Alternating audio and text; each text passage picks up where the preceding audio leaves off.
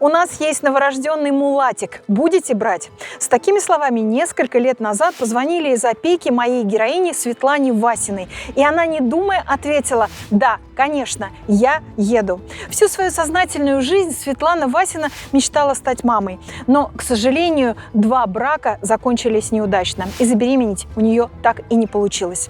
После 2-го развода она окончательно решила стать приемной мамой. И так в ее жизни появился маленький Алекс. Но это еще не все. Через несколько лет Света захотела еще одного ребенка и нашла невероятно красивую малышку Машу.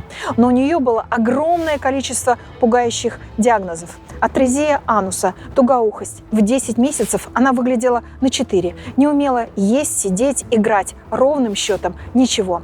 Как Света справлялась с 2 детьми и как она воспитывает 2 приемных детей в одиночку, смотрите прямо сейчас. Мне очень хотелось стать мамой. То есть это прям вот, это такая была идея. Она у меня сидела всегда в голове, что мне необходимо быть вот в этом чувстве, вот в этой заботе о ком-то, не о ком-то даже, да, а уже о своем ребенке. Когда у меня впоследствии спрашивали: а что, русских не было детей? Да. И я говорю: может, и не было, а вот он ко мне пришел, я его взяла, не спрашивала. И мне специалист опеки говорит: и что? А вот вы национальность пропустили, если у вас будет африканец, вы тоже его возьмете? Я говорю: что он не человек, что он не ребенок, конечно, возьму. Ты можешь озвучить диагноз? Это ВИЧ. То есть изначально просто была плазма крови мамина, поэтому был поставлен диагноз неоконченный тест на ВИЧ. И я в целом не переживала, что если это будет действительно заболевание, останется у него, я знаю, как с ним взаимодействовать. У меня есть люди, которые мне в этом помогут. Что нужно делать? Не было страха, что ты берешь ребенка? Нет, конечно. Было даже такое ощущение, что а почему я не могу? Я могу. И когда я первый раз ее увидела, это было что-то страшное. А что? Что-то страшное. Это вот я могу это сравнить с воробушком в Лужице на Киевском вокзале. Ну, то есть она в свои 9 месяцев была, ну, как 3,5. И по килограммам, и по виду. Ну, то есть это не значит, что они там за ней не ухаживали. И, да, собственно, там просто она в развитии вот на год отставала практически. Ну, вот на эти все 10 месяцев, которые она там была. И я на нее смотрела, мне ее было настолько жалко, что я прям вот: дайте мне подержать. И это меня так вынесло. Свет, почему ты решилась взять приемного ребенка? Молодая, красивая. И, в принципе, был бы еще шанс, да, найти мужчину и, может быть, вместе в семье уже. Тяжеловато долго ждать, когда первый раз замужем жили 8 лет, и у нас не получалось, и по медицинским показателям мы как-то вот совместно не могли сделать ребенка. А со вторым у нас не получалось. И потом выяснилось, что в целом-то он и не хотел детей. Возможно, это тоже сыграло какую-то роль. Но время-то идет, и возраст тоже идет, и уже и сложнее, и по здоровью, и в целом. Алекс, Машенька, вы брат и сестра, правильно? Да, мы брат и сестра. Ты очень грустно это сказал, Алекс. Да, мы брат и сестра. Так, какая у вас разница в возрасте? А тебе сколько лет, Алекс? Мне 8. Маш, тебе сколько лет? 6. Тебе 6 лет. Нет, ей 5. А, ей 5 лет. Ей 6. Я поняла. Скажи, Алекс, ты помнишь, когда появилась Маша? Она же совсем недавно? Когда мне было 2 года. Около 5 либо 3. Если старше... Мне было 2 годика. Нет, если бы я старше был ее... Если сейчас старше на 3 года, значит, я ее старше был на 2 года. Ты ждал сестру? Я спрашивала, и она не знала, что это все будет. То, что это будет все впереди. То, что придется терпеть вредней. Как она вредничает. Ну, я это перетерпел, и сейчас стараюсь ее не обижать. Ой, какие вы молодцы. Я за нее любому мальчику, девочке рожу разобью. Ого, вот это ты. И как я, вот этот листик. когда родилась, я была совсем маленькая. Да. И мама ничего не ела, но у нее не было малыша. Не было Я у малыша. другого тети была. У другой тети И родилась. можно я скажу? Это тебе мама рассказала. И вот тетя мне родила, она ничего не ела и не пила, потому что водички мне нельзя было. Я Так. животики была. Можно скажу? И первое, вы знаете, почему у меня чаще всего болит голова, чем у Маши? Почему? Потому что моя мама курила. И Не моя Светлана, а другая, которая Да. меня...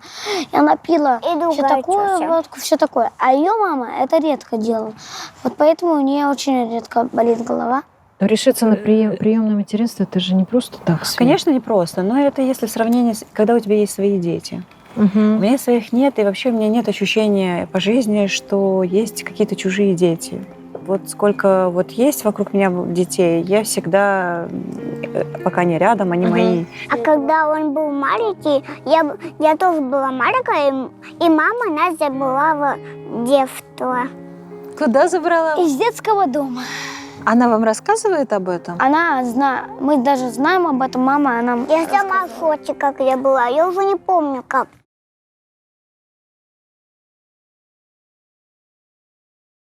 Свет, ну давай расскажешь нам, как ты решилась, во-первых, на Алекса, как он у тебя появился в семье. Мне очень хотелось стать мамой. То есть это прям вот, это такая была идея. Как это, фикс, как Да. правильно, да? Она у меня сидела всегда в голове. Прям очень хотелось именно мамой быть. Не сестрой, не няней, а мамой. И поэтому, конечно, я уже приняла решение идти за ребенком, приемным ребенком.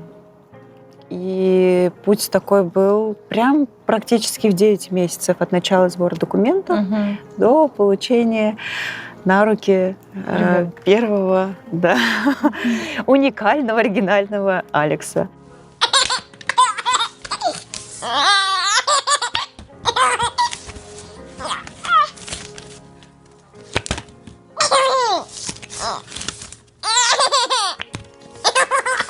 Вот ты же понимала, Свет, ты одна, у тебя только, по сути, из поддержки мама, да? И нужно было принять-то серьезное решение.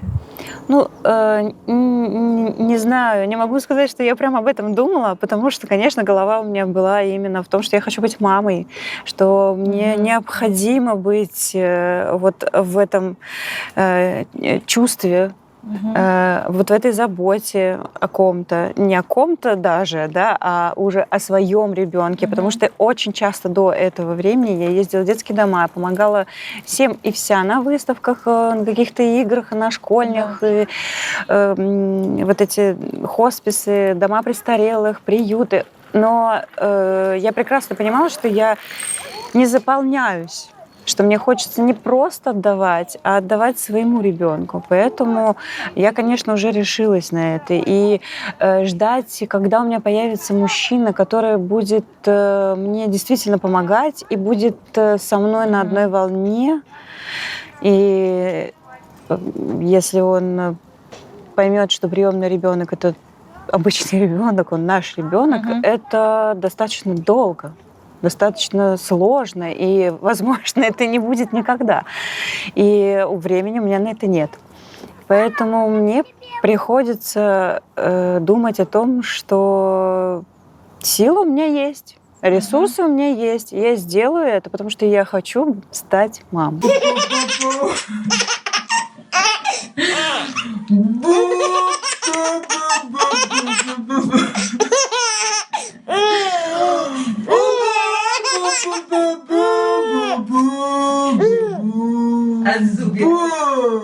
Вот, ты поняла, что ты хочешь стать приемной мамой. Дальше, какие у тебя были действия? Как ты искала ребенка?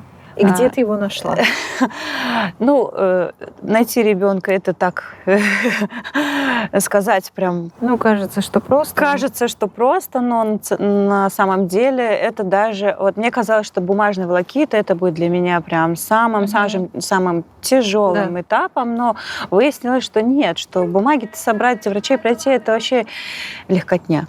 А вот в кавычках выбрать ребенка это вот не товар на полке. Сначала, как положено, это ты базу данных просматриваешь в интернете. Ты смотришь на фотографии этих детей и короткое описание. Это очень сложно морально, потому что все фотографии, которые находятся на сайте, они имеют давность.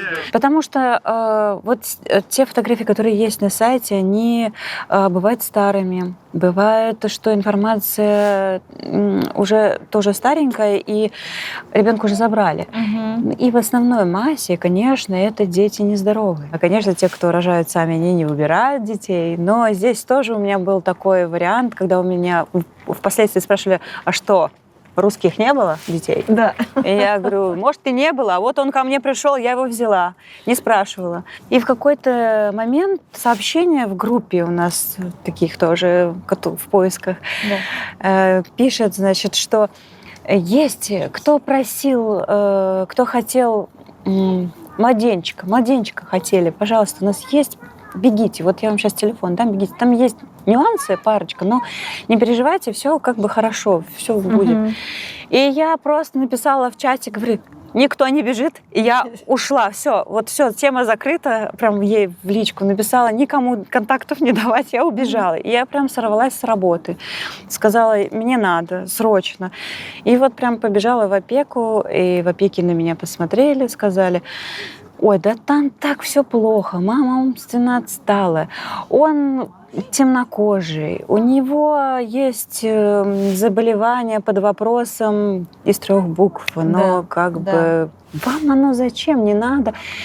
И я вам здесь отметочку поставлю, что вам нужна девочка здоровая, красивая, я вам позвоню. И я что-то так прям расстроилась, думаю, как так? Они сказали, что вот, скорее всего, здорово. Ну, в общем, я еще там созванивалась. Они говорят, нет, ты что, беги, это все неправда. Они, видимо, уже для кого-то подготовили, там как-то вот эти все схемы какие-то, я не вникала в эти.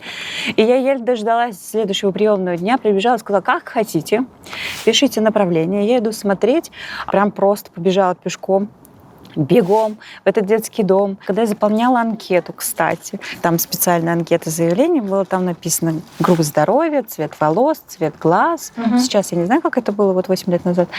Национальность, возраст, не помню, говорил, нет.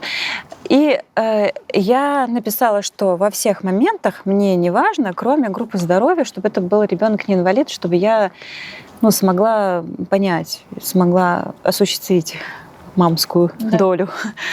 Вот. И мне специалист опеки говорит, и что? А вот вы национальность пропустили, если у вас будет африканец, вы тоже его возьмете? Я говорю, что он не человек, что он не ребенок, конечно, возьму. А еще я выгляжу молодо. И когда я туда пришла в джинсиках, и, там, в маечке и там, в рубашечке, и они так на меня смотрят, типа, а мама-то где? Вы пришли за ребенком-то? Я говорю, собственно, да, мне там 30 лет уже есть, я могу. Вот. И она мне читает эти все какие-то диагнозы, и там ничего страшного нет. Единственное, что вот неподтвержденный один есть, да, и она такая... И вот у меня спрашивают, а ничего, что вот он темнокожий, что он мулат. При этом они не задают вопрос о другой, вот о болезни. То есть они меня спрашивают, то, что мулат. И я говорю, в смысле, а что? Мулат, он не ребенок, не человек, что происходит? Понятно, все ясно. И вы готовы забирать? Я говорю, готова. Вы готовы смотреть? Я говорю, готовы. И вот они выносят вот такой вот, Маугли прям. И вот у него такие волосы, глазюньки черные. Сам он на мулата не похож, как будто вот из Сочи приехал. Да, и вот такие вот эти вот ладошечки белые и пяточки белые. И вот он вот так вот повис у нее на руке, ну вот прям вот маленький, как котеночек. Такой типа, что, пришла? И все. 2,5. Вот просто вот это то, что мне надо было. И она такая говорит, ну, как, чего? И вот я его взяла, и вот мы с ним вот как-то так, ну, с полуслова, с полумысли. Мы как-то вот все вот у нас так хорошо. И я так понимаю, что это вот, ну, я подписываю. Она говорит, нет, давайте прочитаем полностью все диагнозы, и вы тогда согласитесь. Я говорю, я дом посмотрю. Она говорит, нельзя. Ну, в общем, это было вот прям вот, я не знаю, как это описать, потому что это не какое-то там знамение, не какие-то там эти звездочки из глаз. Да. Это вот чувство вот.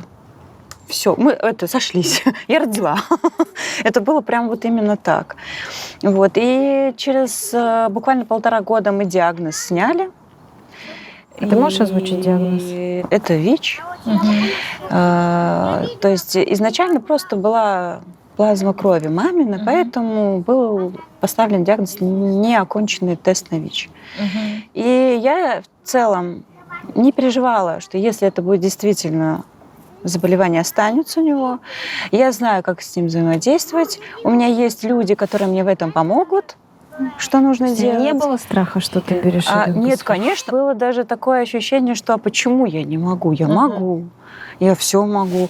И да, пусть это вот прям явно понятно, что это не мой ребенок, да, и что я понимала, что впереди будет много вопросов, где папа, почему ребенок такой, будет много в его сторону каких-то агрессивных комментариев.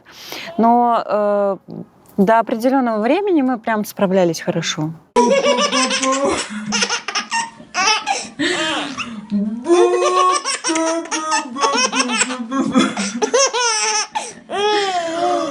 Свет, ну вот появился ребенок, прекрасный маленький Алекс в семье. И как ты приняла это материнство? Вот как ты стала мамой? Вот с Алексом у нас как раз именно так и произошло. У нас вообще не было никакой адаптации. То есть это было вот, конечно, я изначально не очень понимала, что нужно делать. То есть ты смотришь, что он там кричит. Но это как бы у всех, как и у родных, и у приемных. Но те, кто идут осознанно и кажут, там уже все понимают больше и лучше. А у меня это было как... Ага. Там где-то, ну, опять же таки, мама рядом всегда помогала, потому что опыт у нее есть, и со своими детьми, и няня надолго там с нескольких месяцев до 14 лет ребенка вела, то есть это прям большой опыт. И, конечно, там мне хотелось это пройти именно все самой, все зубы, все колики, все вот эти непонимания. А мама много помогала. Очень много помогала.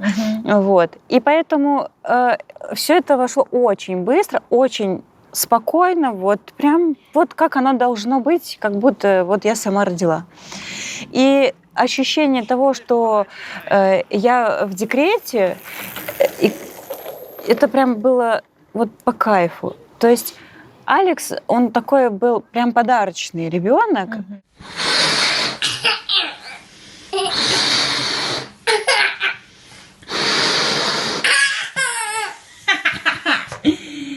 Что такое тут? Смотри.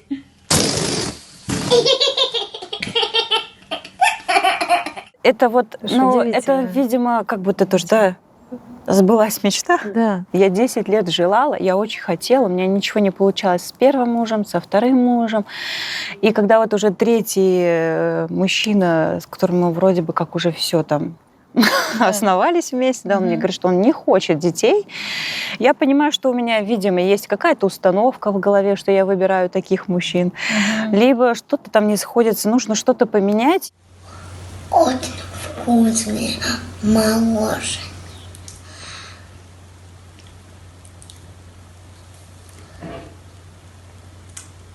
Света, а что-то известно о матери Алекса?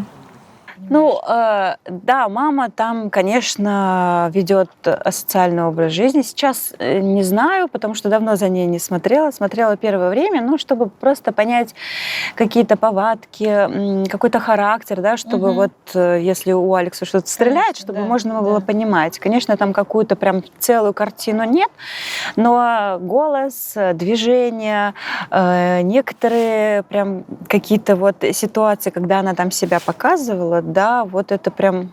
Я его, когда он был маленький, называла прям мамлер. Мамлер включил. Вот, да. Мама, конечно, снимала такие замечательные ролики, которые детям не надо смотреть. Да, ну, то есть там, конечно, прям уж... Ну, то есть ведет аморальный образ жизни. Да, сейчас вот мне кажется, я там как-то попадала на нее, но не очень много аккаунтов, очень сложно там что-то найти. Я видела, что она уже подуспокоилась, но все-таки 34, наверное, уже. Уже как бы все-таки она попроще ко всему начала относиться, более спокойно, менее эмоционально. Она русская? Она русская, она русская, она москвичка. Мне кажется, был где-то даже разговор, что она в какое-то время тоже недолго, но тоже была в детском доме. В темном небе звезды светит, сама дети, и год летит, и день летит, и на землю здесь глядит. Видит он сверху поля, реки, горы, и моя видит он весь шар земной, мозгом огной. Свет, скажи, были ли у тебя когда-то проблемы с тем, что вот Алекс темнокожий, и как-то не так реагировали? Конечно, я, конечно, ну, прям уже готова не была, но понимала, что в любом случае будут и вопросы, и будут какие-то негативные в мою сторону, и в мою, и в его сторону, и в будущем ему будет достаточно тяжело. Но пока мы были маленькие, там проходили какие-то бабушки советского периода, и говорили, что русских не хватает, что у нас там, почему, зачем, как. Вот. Но пока он это не понимал, ничего, скажем так, не реагировал, не слышал, либо проходили мимо, либо вот что, мне объяснять, что он мне приемный, да, зачем мне это каждому объяснять? Я поняла. Алекс, а что тебе мама рассказывала про твое детство, про детский дом? Расскажи, пожалуйста. Про детский дом она рассказывала то, что она меня взяла, ну, таким полненьким. Ну, а сейчас это вся кожа, она же была вся вот такая, вся сморщенная.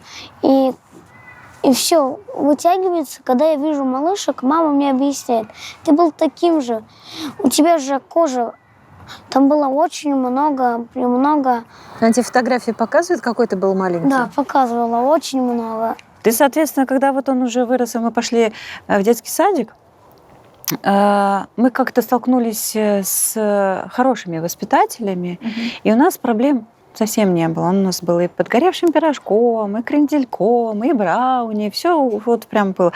И прям все души в нем ничего, потому что он сам очень открытый. Мы вот весь декрет проездили в путешествиях и учились разговаривать с разными людьми, с разным характером. И в целом он такой и лидер, и активный, и никаких проблем у нас в садике не было. Но мы пришли в школу. Там другие люди, другие дети, большое вот количество этих детей, которые его не знают. И, к сожалению, мы вот прям как раз столкнулись, можно сказать, прям с агрессией. То есть понятно, что дети, они жестокие, они не думают, что они говорят, они не понимают, что они обижают. Но вот вообще не срослось у нас в школе в общеобразовательной. И агрессия со стороны детей? Ну, это... Нельзя сказать, там, допустим, агрессия, да, но это были вот эти вот нападки именно «ты коричневый», там, какашка коричневая, значит, ты... Все понятно, да. И вот все в таком духе, и все обязательно нужно было именно перевернуть. Ты такой, потому что ты коричневый. И если... Он, конечно, тоже он не понимает, как реагировать, потому что все время он был лидером, все время он был на виду, он звезда, да, а тут его вообще никто не принимает. Он пришел поздороваться, и ему отстань. Он прошел что-то попросить, он прошел помощи, он прошел что-то рассказать, поделиться эмоциями, а ему не надо. Удивительно, И он, что в наше время... да, и он как-то вот начал тоже из-за этого вести себя неправильно. Обзывать и там вот девочек там похлопывать, обнимать их, там, да, говорить о том, что если ты не будешь со мной дружить, я тебя буду все время там вот так вот там за юбку, под юбку, вот эти все дела. И, конечно, это все неправильно. Всегда у мамочки свой сыночек и своя дочка, он так не может, он только защищается. Вот. И, соответственно, конечно, уже когда у ребенка возник вопрос, зачем я родился коричневый, почему они, не разговаривают, а сразу бьют, и после этого уже слово «школа», домашнее задание, учитель, одноклассники у него вызывали прям рвотный рефлекс. Конечно, уже все это было ужасно.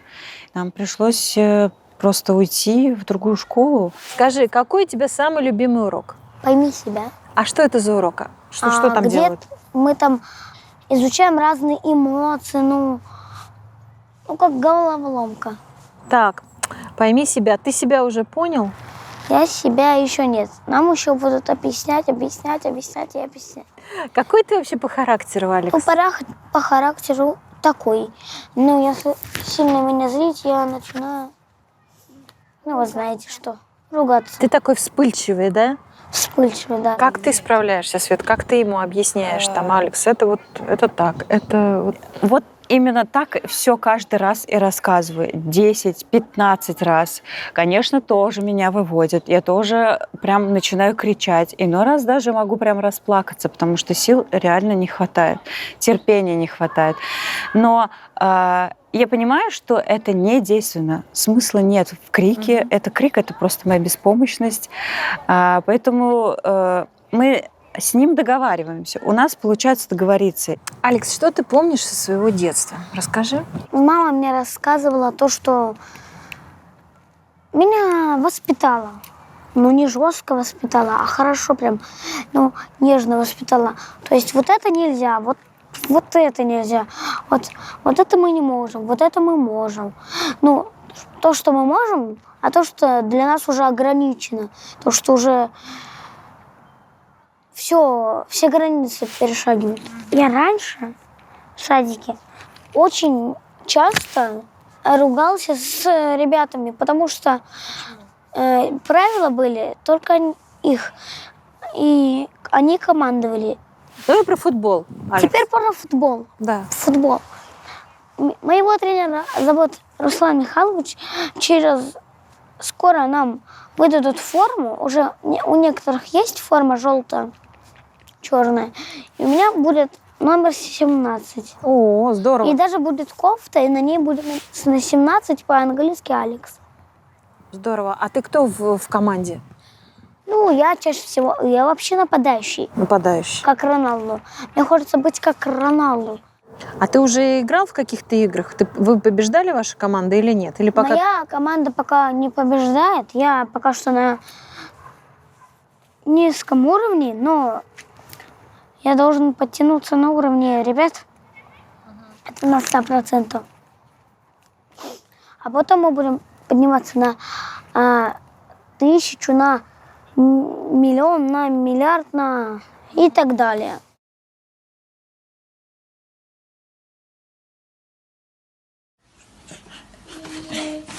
Это же все. Да, поржу с ней. Маня! Манюня! Свет, когда ты решилась на Машеньку? Я просто после такого классного декрета с Алексом поняла, что, в принципе, я не готова выходить на работу. Поэтому я позвонила начальству и сказала, что я выйду ненадолго. И я уже в поисках второго ребенка. Конечно, найти второго ребенка, хотя был уже опыт, было достаточно сложно. И помогали мне все, кому не лень, потому что вдохновились. Девочку. Я что-то решила, что нужно мне девочку. Мальчик есть, надо девочку. И поэтому, конечно, я там сразу начала везде по своим связям каким-то что-то искать. И просто, когда мы с Алексом ездили в разные регионы, Я оставляла там документы, копии документов, прям папочку, и говорила, если вдруг что-то будет, вы мне, пожалуйста, позвоните. Ну, собственно, так и случилось. Мы были там еще своего одноклассника в гостях в Рязанской области, и в какой-то момент, вот тоже это приблизительно было также 9 месяцев, мне звонит опека и говорит, тут у нас есть девочка по вашей анкете, все подходит, но у нее есть диагноз. Я думаю, ну, что, у нас тоже был диагноз, ничего страшного. Она говорит, я вот вам сейчас скажу, какой, а вы там подумайте и перезвоните, мне решите, скажете свое решение. И я говорю, хорошо. Она мне назвала диагноз, это атрезия ануса. Для меня это ничего вот не сказала совершенно. Да, что это такое? Да, Объясни. и есть еще там под вопросом тугоухость. Я пошла, конечно же, в интернет, наша сила, и стала читать. Это разная степень недоразвития ануса. То есть его может не быть вообще, просто вот вообще. Может быть просто отверстие. Вот. Может канал быть, ну, как бы выход может быть и через... То есть он не выходит правильным путем, биологическим путем, да. Разными другие находят другие места, да. Скапливается, то есть в зависимости от того, какая степень. Я посмотрела, что у мальчиков это гораздо всегда сложнее и чаще. И, ну, мне опека сказала, что в целом все у Маши неплохо, и с этим можно справиться. И даже не нужно делать операцию. Можно сделать определенные какие-то процедурки, и все хорошо. И я такая думаю, ну, тогда с этим я справлюсь. Да. Что? Потому что операция это достаточно сложно, еще послеоперационный период, это надо где-то что-то и время искать, и деньги. И я решила, что да, я приеду, я позвонила, попросила встречу, назначить вот это направление, выписать, чтобы больше никто ее не смотрел. И когда я первый раз ее увидела, это было что-то страшное. А что? Это что-то страшное. Это вот я могу это сравнить с воробушком в Лужице на Киевском вокзале. Ну, то есть она в свои 9 месяцев была, ну, как 3,5. И по килограммам, и по виду. Ну, то есть это не значит, что они там за ней не ухаживали. Да, она просто в развитии. Просто она в развитии вот на год отставала практически. Ну, вот на эти все 10 месяцев, которые она там была.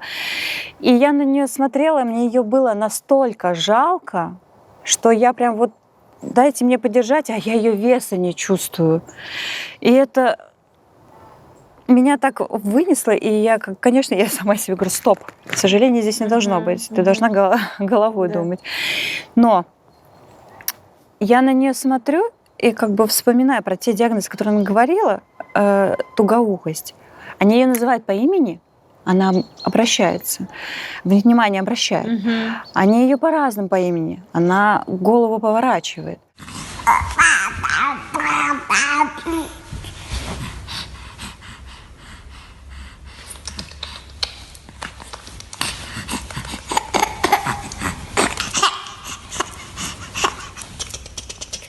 Маш, у тебя очень красивые волосы. Скажи, кто тебе разрешил покрасить в розовый цвет волос? Мама. Мама? Она самая добрая была. Она не была против?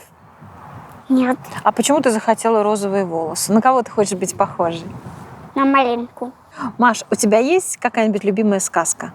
Да, Какая? колобок. Какое у тебя самое любимое, Маш, занятие дома? Что ты любишь делать? Рисовать. А кого ты рисуешь? Яйца. Так, а еще кого рисуешь? Еще рисую бегемота. Угу. Я не знаю, уже не помню, как рисуется. Какие твои цвета самые любимые? Все. Все любишь. А что еще, кроме рисования, любишь делать? Еще люблю делать куклы играть. И в телефоне. Но я потеряла телефон. Ну, это хорошо. А танцевать? Танцевать любишь? Да. Танцуешь?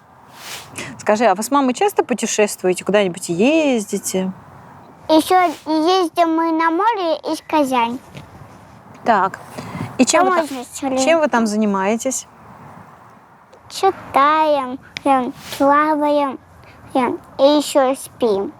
Как она на тебя реагировала? Она же маленькая совсем. Она совсем ну как, то есть вот в эти 9 месяцев у нее даже не было обращенной речи. Она вообще ничего не понимала. Она как-то так смотрела странно, и мне казалось, что она не видит. И я думаю, да нет, там Не слышит, да? А мне кажется, она не видит, не понимает. В общем, я ездила в Рязань. 5 часов туда, 5 часов обратно, чтобы 40 минут посидеть с ней, потому что мы должны контактировать. Если контакта нет, значит, у нас ничего не получится. И когда я ее брала на ручки, она на меня смотрела, но у меня ощущение было, что она меня не видела. То есть для нее как будто какой-то расплывшийся... Вот, ручки у нее были вот такие.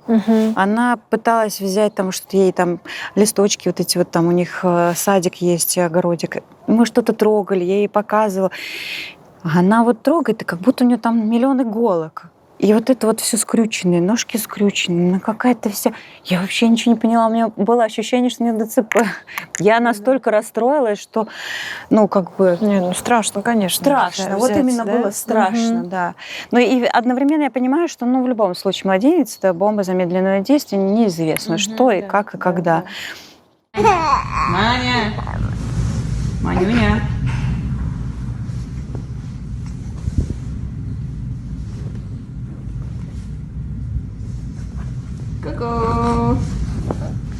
И вот я поездила, мы познакомились, и с каждым разом она вроде бы как бы и улыбалась даже мне. Это прям для меня было прям радостью. То есть она реагировать уже начала? Да, она начала реагировать. И я понимаю, что, ну, все, ну, нет, это я забираю это однозначно. Все эти диагнозы мы уже как бы решим. Тем более, что операцию делать не надо. И я спокойно уже думаю, я заберу Москву. И когда я начала подписывать документы, врач мне в детском доме говорит, ну, надо бы операцию сделать. Я говорю, прекрасно, так здорово. Я говорю, а как насчет процедуры? Ну да, их надо поделать, но операцию надо бы сделать. Я говорю, ну давайте искать врача. Мы нашли врача в Москве, профессионала, который именно вот узкой специализации. Договорились о квоте, приехали. Он там не очень там все понял и наругался на меня, что я ее привезла в 10 месяцев, а не в первый месяц. Я говорю, так я не мама, я опекун. У нас с Машенькой только вот из детского дома привезли. И вот пока я из детского дома привезла домой, до операции у нас там был месяц. Мы этот месяц просто постоянно вызывали скорую, неотложку, потому что у нее до 39,6. То есть у нас так ночевала уже скорая просто. Они просто, когда я звоню, ну что там с Машей опять случилось.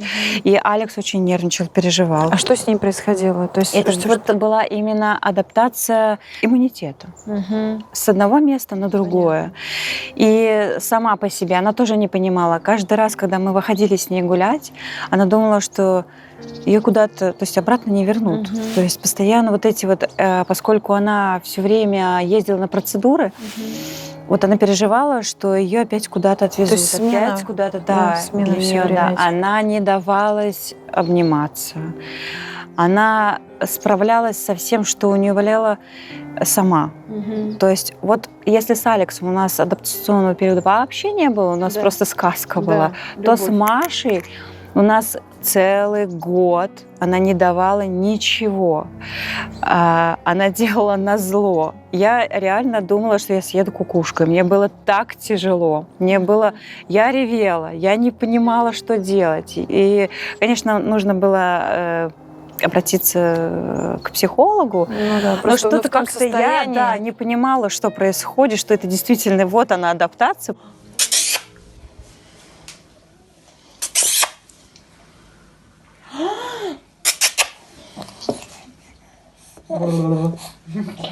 Смешно ей. Смешно? И вот она не давалась, она кряхтела, она как уж на сковородке, там, когда приедет скорая, сделает укол. Она вся, вот нет, не трогайте меня. Как она на меня смотрела, когда ей делали промывание желудка, она, мне кажется, она кричала вот в себе, там, я тебя ненавижу. Это было очень тяжело, очень страшно. И вот мы сделали операцию. После операционного периода она лежала 3 дня. Операцию делали по поводу ануса, да? По поводу ануса, да. Пластика делалась. То есть что делали на операции? Зашивали то место, которое было, потому что он биологически неправильно. Разрезали там, где положено. Из поперечных мышц формировали анус и сфинктер. Вычищали свищ и пришивали еще кишку к самому анусу.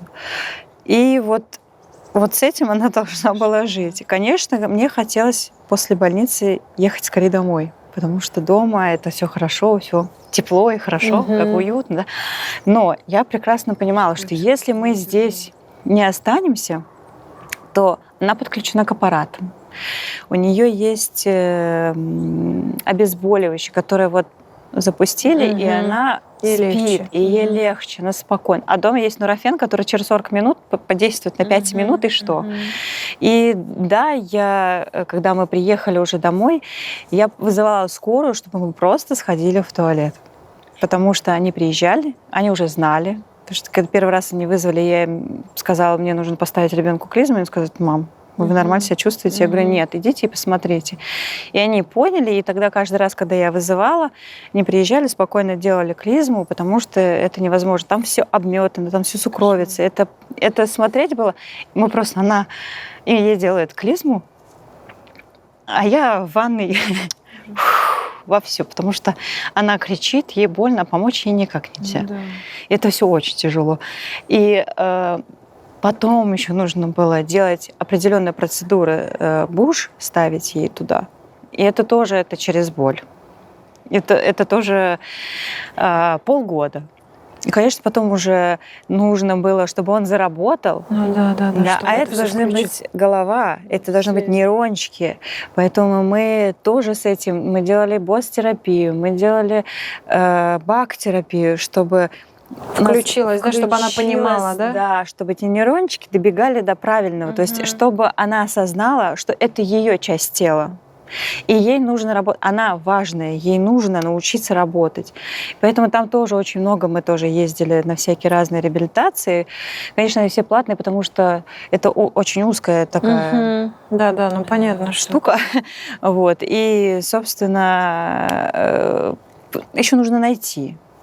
Вот просто, чтобы нам по-человечески все сделали и объяснили, что нужно делать дома. Потому что ты там-то сделал замечательно с врачом и со всеми прикрепленными этими аппаратами. А приехала домой, что-то надо как-то сделать. А потом мы еще, вот после того, как мы приехали из детского дома, мы пошли же по врачам, на всякий случай там проверить, что там, как мы выяснили, то, что у нас вообще-то и зрение не очень. Мало того, что мы... Поэтому вот она не видела, да? Да, плохо поэтому видела. у нее вот такое... У нас получается, что у Маши зрение было +6. То есть она вдаль видела, а вблизь нет. То есть она вот приблизительно вот так не видела. То есть она не слышала, не видела и нормально в туалет сходила. Нет, но она могла сходить, потому что они же ее кормили всякими этими пюрешками, поэтому там все спокойно. А домой-то приехали, у нее сбой, у нее другой воздух, другой бактерии, другие у нас собаки, кошки, все эти дела. Соответственно, у нее все по-другому. Вот. И все к этому надо привыкнуть было. И после операции я выяснила, что, оказывается, у нее +6. Мы пошли делать сразу же очки. Сделали очки и выровняли сейчас на +2. Да. И когда мы надели очки, мы поняли, почему она не играет, не рисует, не пишет. Кушала она вот так. Ножки у нее, вот эти вот ступни тоже были вот так. На массаж она не давалась, ей было тяжело, потому что она вообще контакта не хотела. Потихонечку, год мы ее вообще не трогали. Она ползала, ходила, как трава просто. А потом она начала понимать, что она здесь осталась, и это мы ее навсегда. Да. И только тогда она начала переставать быть глухой, и начала оттаивать.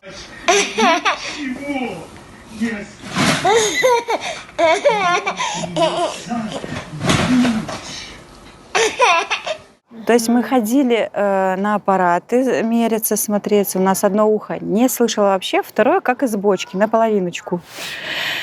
И я, еще тоже ходила к специалистам, думала, господи, глухая, слепая, что делать? Куда идти? Я представляю, и одна, Свет, самое главное, что помощь, мама, да, понятно. Но мама тоже, она же тоже работает, она тоже устает, все-таки пенсионный возраст, это тоже тяжело все. И я так с голову вперед и искать какие-то выходы. А что, если это будет такой аппарат? А если будет такой аппарат? А съездили в область, съездили в другой город.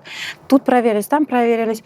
И вот когда у нее закончился адаптационный период, когда она поняла, что она здесь навсегда, что мы ее любим, и что это ничего больше никуда, у нее вернулся слух. Она стала слышать. Потому что мы каждые полгода проверялись, и врачи такие, в смысле? Идите, вы слышите. Можете работать, все, можете учиться, можете начинать с ней делать. Но она всё сейчас то, что хорошо нужно. контактирует, она разговаривает. Она все прекрасно слышит. Да. И когда мы последний раз пришли на проверку к врачу, она говорит шепотом, и Маша далеко.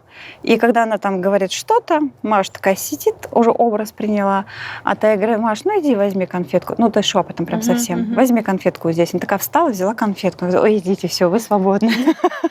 Я расслабилась. Света, сколько времени ушло на это? Вот на это где-то почти 1,5 года, даже больше. Вот на весь этот период, когда в больнице, не переставая. Вот эта операция одна. Потом у нас выяснилось, что у нее грыжа. Еще и грыжа. Да, выяснилось, что у нас грыжа. И нам пришлось даже делать операцию. И когда вот эта мадам уже в 4 года, ее отправляют на операцию, на этом каталочке, везут ее. И она уже понимает, она напрягается. Я говорю, Машенька, все будет хорошо. Я в тебя верю. И потом, когда она отошла от наркоза, она мне рассказывает. Мам, я так тебя звала, так кричала, ты ко мне не пришла. Я вообще-то просто... зачем ты мне такое рассказываешь? Мне и так я там эти 1,5 часа, когда ее там вводили в наркоз и вот это все делали, я извелась вся. Вот. И потом выяснилось, что крестец у нее не на месте, поэтому не могли там наркоз правильно сделать. Копчика у нее нет. Я говорю, Маша, ты вообще, что за чудо у меня? Иди обратно, иди в зеркало, посмотри, какая Маша красивая. Посмотри, какая Маша красивая. Ой, какая Маша красивая. Сейчас у нее восстановилась все функции? Слух выровнялся. Да, конечно, есть нарушения. И будут проблемы в школе с письмом и с чтением. Это однозначно. Но я гениев не ращу. Да. Еще остались у нас с основным диагнозом проблемы, потому что не до конца у нас все это дело закрывается. И нам нужны еще реабилитации. Лет, наверное, еще 2-3 года точно. Надо будет это все выровнять. Вот. Нам очень показан конный спорт. Он настолько дорогой, что мы пока еще так и не начали. Вот. Да, мы обязательно начнем, потому что это прям очень для нее очень нужно. И зрение у нас, она сама носит очки, сама берет, одевает и носит. Слух в целом выровнялся. Но еще пока есть незрелость, потому что все это эти асфиксии, все недоразвитость вообще, потому что все это случилось именно из-за того, что мама в беременность болела. Вот, кстати, я хотела задать вопрос, а из-за чего это произошло? Почему такая патология? Потому что мама, так же, как и у Алекса, вела социальный... Аморальный вид. И, собственно, мама у нее настолько молодая и молодец по здоровью, что вот сейчас ей 31 год, и у нее 8 детей. Рождено ею 8 детей. Рождено. И, из-за ее поведения, да, то есть, скажем так, оставление детей в опасности, все дети, конечно... Все дети в детском доме? Они уже сейчас... По семьям? По семьям, да. Но не с ней? Но не с ней, да. Последние дети я не знаю. Там мне прям тоже Малышкова говорят, что она сейчас 9-м беременна, но я этой информации не знаю. Но она как Бог дал ей рожать, Да, она и да, рожает. да. Ну, но не оставит. Ну, для меня родила, и я прям и счастлива.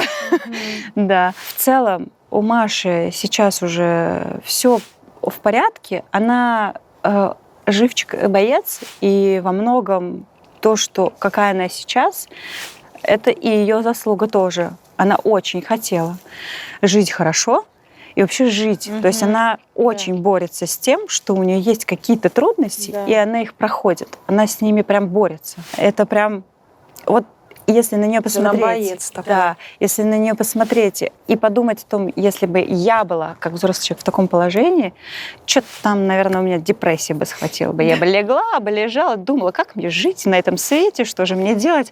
А она встает и идет и делает, потому что она хочет. Ей нравится быть на виду. А это значит, надо сделать что-то такое, чтобы обратили на меня внимание. Значит, надо подумать, вывести и сделать. И она так и делает. Класс. И она гораздо сильнее многих взрослых в ее характере. То есть даже вот как-то я помню, мы где-то отдыхали, и молодой папа, лет 26, мне кажется, а ей было годика 3. Он на нее смотрит и очень долго смотрит. Я ему задаю вопрос, что случилось. Он говорит, а сколько ей лет? Я говорю, ну вот 3 годика так. Так, 3 годика. Он такой говорит, а вот в глаза смотришь, там столько всего, как будто лет 5 и такой жизни. Я говорю, да. Маш, скажи, а зачем ребенку семья, как ты думаешь? Ну, чтобы все вместе жить. А что она дает, семья? Дает, Любовь, наверное. да. Подготовиться к нему, чтоб подарки присмотрели, чтобы громче хором пели. С днем рождения тебя, с днем рождения тебя. Так, ну что, ребят, расскажите, какие у вас отношения У друг нас- с другом? Ну, с друг с другом, ну, так себе. Мы иногда ссоримся, но это происходит чаще Не всего. говори это. Почему? Так, давай. Ну, Потому что это плохо. Да. первое, я ее прошу не делать, ну, вредничает. И я всё равно вредничает, делаю. вредничает. Нет, Машенька, пожалуйста, не перебивай меня. Второе. Почему это так часто происходит? Потому что начинает она сначала, а заканчиваю я это все дело. Ну, ссору заканчиваю я. Ссоры ты заканчиваешь. А мама нас... А из-за чего вы ссоритесь-то? Я не могу понять. Ну, потому что что- вы делите? Потому что Аля всегда ко мне пристает. Я к ней не пристаю, она сама начинает приставать, и как я. Меня И Аля тоже ко мне пристает. она обманывает чаще всего. Так, ну а вы друг другу помогаете? Ну, кроме того, Да. что ссоритесь. Да, Помогает. помогаю. Ну вот как ты помогаешь Маше, скажи? Помогаю ей защищать. Даже кому... Я один раз ее защищал, так, то, что одному мальчику чуть лицо не разбил. А что такое? Что, он к ней приставал? Он ее... Маш, можно? Я легонечко. Ее дергал, толкал, щипал. Я ему за это... И за это я ему сказал еще второй раз, если ты ее еще тронешь. И он еще тронул, и я ему чуть лицо не разорвал. Хорошо то, что полицию не вызвали, а мама сказала то, что он сильно упал. Ну, чтобы не было... Ну, то есть ты готов защищать сестру Я свою? готов. У меня даже я- остался шрам после этого. Когда он был маленький, я тоже была маленькая, и мама нас забыла в детство. Куда забрала? Из детского дома. Она вам рассказывает об этом? Она знает, мы даже знаем об этом, мама, она нам Я сама в рассказывала. шоке, как я была. Я уже не помню, как. Алекс, скажи, пожалуйста, какая Маша по характеру? По характеру она такая нежненькая, такая, ну, очень не любит, когда говорят, сколько ей по-настоящему лет. И не любит, когда ее обманывают, не любит, как обычные девочки практически. Ну, добрая она, наверное. Ну, добрая. Она еще когда ей что-то купили, заказывает, она очень веселая, потому что она Когда наконец-то ко мне это пришла. Наконец. А у Машенька, него а ты это- расскажи про Алекса. Какой Алекс по характеру? Аля по халату, он меня любит, защищает. Еще он меня защищает Иногда? всех. И еще иногда обижает. И он еще иногда-то меня любит и защищает. Меня защищает, защищает от злого человека.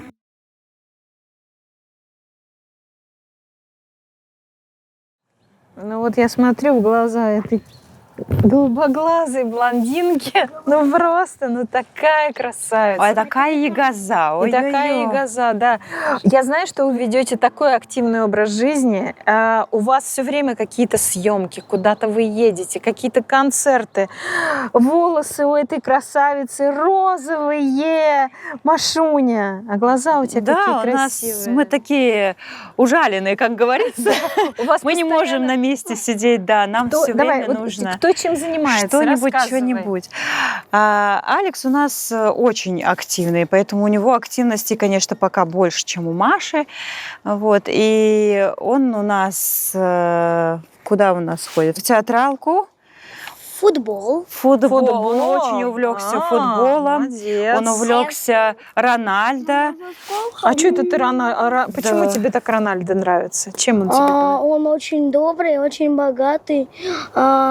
Ему все равно, ему главное научиться чему-то и стремиться, а не медали, а не победы. Он просто ими Нравится сам процесс Но футбола, еще да? он хороший спортсмен, да? Да. Очень. И Мне он очень много трудится, да? да, Очень много да, трудится, да. Алекс, я знаю, что ты снимался в кино. Это правда? Да. Что за фильм? Слепая. Так. Снимался серия, да, была у нас слепая, целая полноценная серия. Отработал, как положено, 8 часов. Молодец. Машка у нас там тоже с ним была. И Маша, ты тоже? Проспала Это тоже все это игра? дело. Поели вместе, но не снималась. Там нужен был именно вот такой типаж. Вот. И очень понравилось. Он так А хорошо ты кого отработал. играл? Скажи. Главного героя. Главного героя. Он сам скажет, какого? Шурика. Да, Шурик был. Шурика? Да. Главный герой... Нет, он был внуком главного героя. То есть вы сейчас снимаетесь активно? Да, у нас там прям пробы. целая съемка, целый день по 12 часов. Вот он там. У нас еще, наверное, смен 6 или 8. То есть прям, Здорово.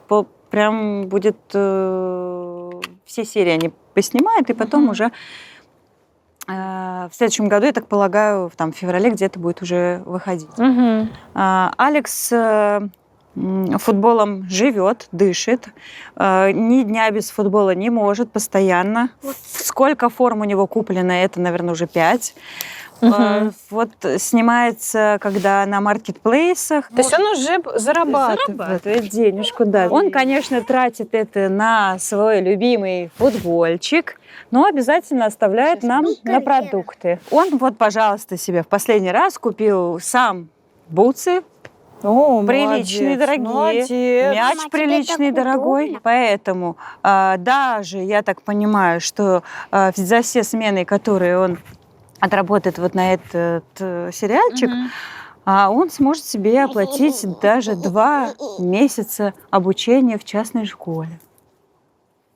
То есть он... 12 тысяч. Да. Слушай, за ну это смену. большие деньги, Да, 12 думаю, тысяч. Прилично, поэтому... Это очень хорошо. Мальчик умеет считать деньги сейчас. Да, Свет, ну какой перспективный сын растет. Поэтому, когда у меня спрашивают, как вы справляетесь, я говорю, у меня дети все умеют.